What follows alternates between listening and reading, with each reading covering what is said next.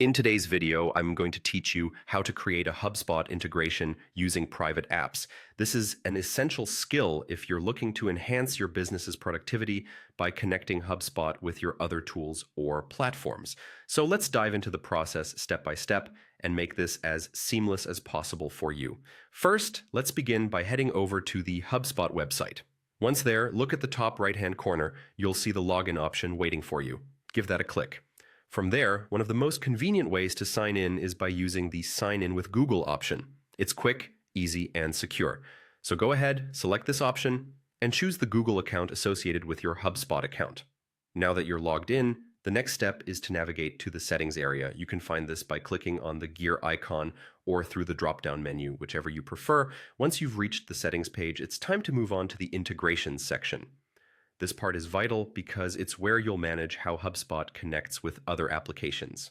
In the integration section, you're going to see an option for legacy apps. Clicking on this will advance us to the area where we'll create our new app.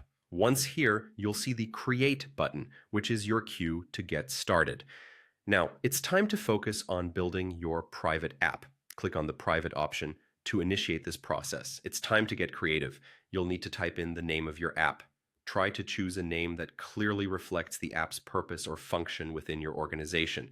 Following this, if you think it's necessary, you can add a bit more detail. Include a description or even a logo to give more context about what this app is all about.